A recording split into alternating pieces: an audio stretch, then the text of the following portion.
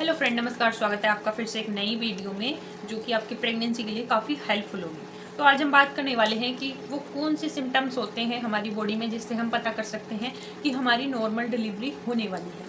तो आज हम उन्हीं सब चीज़ों के बारे में जो है बात करेंगे कि हमारी बॉडी में वो कौन कौन से सिम्टम्स यानी कि वो कौन से लक्षण पैदा होते हैं जिनसे हम महसूस कर सकते हैं, यानी कि हम पता कर सकते हैं कि हमारी नॉर्मल डिलीवरी होगी या फिर सी सेक्शन होगा। तो चलिए वीडियो में आगे बढ़ते हैं। वीडियो में आगे बढ़ने से पहले अगर आपको हमारे वीडियोस पसंद आते हैं और आपकी 1% भी हेल्प होती है हमारी वीडियोस से, तो प्लीज़ चैनल को सब्सक्राइब ज़रूर करें जिससे आने वाला वीडियो सबसे पहले आपके पास पहुंचे और आपकी हेल्प हो सके। देखिए गाइस, इसमें क्या होता है, इसमें जो सबसे मेन लक्षण होता है, वैसे तो हर एक महिला चाहती है कि हमारी नॉर्मल डिलीवरी ही हो। कोई औरत नहीं चाहती कि वो सी सेक्शन से गुजरे, कि उसको अपना पेट कटवाना पड़े। बट लेकिन हम महिलाओं के साथ कुछ ऐसी मजबूरियां हो जाती हैं कि हम चाह कर भी जो है नॉर्मल डिलीवरी से बेबी को नहीं जन्म दे पाते और मजबूरी में आकर के लास्ट में हमें सिजेरियन कराना पड़ता है। तो आज मैं जो है उन्हीं सब चीज़ों के बारे में बात करने वाली हूँ कि आप खुद भी जो है घर पर बैठ कर भी पता लगा सकते हैं कि आपकी नॉर्मल डिलीवरी होगी या फिर सी सेक्शन होगा। इसमें जो सबसे पहले नंबर पे आता है इसका मेन लक्षण, डिलीवरी के सेकंड ट्राइमेस्टर से दिखना स्टार्ट हो जाएगा, यानी कि आपकी जो दूसरी तिमाही होती है यानी कि छठे महीने से आपको दिखने ही ये सिम्टम्स स्टार्ट हो जाते हैं। जैसे कि जो हमारे पेट का निचला हिस्सा होता है जिसको हम पेल्विक एरिया बोलते हैं, इसमें जो है हमें बहुत ही लचीलापन महसूस होता है, यानी कि हमें ऐसा लगता है कि कोई चीज़ नीचे को जा रही है, खिसक के जा रही है और आपको लगातार जो है इस हिस्से में मीठा मीठा दर्द बना रहेगा। और ये ज़्यादातर सेकेंड ट्राइमेस्टर से यानी कि छठे महीने से आपको 9 महीने तक फील हो सकता है आपको पहले भी फील हो, बट लेकिन पहले इतना ज़्यादा नहीं होगा क्योंकि उस टाइम पे जो बेबी होता है ना वो बहुत छोटा होता है, तो इतना ज़्यादा महसूस नहीं होता।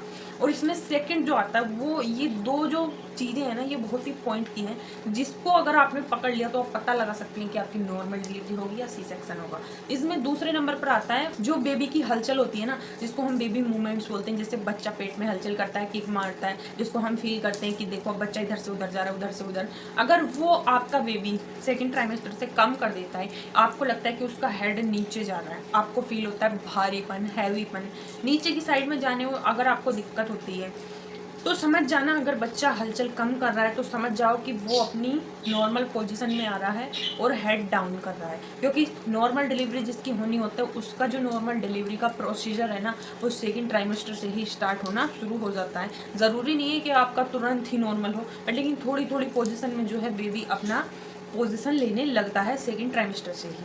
तो ये दो जो मेन होते हैं ना सिम्टम्स, ये बहुत ही ज़्यादा पॉइंटेबल सिम्टम्स हैं जिससे आप जो है पता लगा सकते हैं। एंड इसमें बहुत सारी और भी चीज़ें हैं, जैसे कि आपको बहुत ज़्यादा टॉयलेट आता है, आप बार बार टॉयलेट जाती हैं, यानी कि एक लिमिट होती है टॉयलेट जाने की भी। 10 मिनट में आ सकता है, 20 मिनट में आ सकता है, बट आपको हर मिनट में 2-3 मिनट में, 3 मिनट में, 1 मिनट में टॉयलेट आ रहा है और ज़्यादा ही आता है, तो ये भी सिम्टम्स आपका हो सकता है कि आपकी नॉर्मल डिलीवरी हो। क्योंकि उस टाइम पे जो होता है ना प्रेशर बेबी के हेड का, अगर वो हेड डाउन कर चुका है तो वो पूरा पेल्विक एरिया पर आ जाता है, यानी कि हमारे ब्लैडर के ऊपर आ जाता है। तो जिससे हमें क्या लगता है कि हमारा कंफर्मेशन हो जाती है कि बेबी का हेड डाउन हो चुका है और 1% नहीं है लेकिन 99% आपके नॉर्मल डिलीवरी के चांस हो जाते हैं। तो इस चीज़ से भी आप पता लगा सकते हैं। इसमें ये सिम्टम्स भी बहुत ज़्यादा पॉइंटेबल है।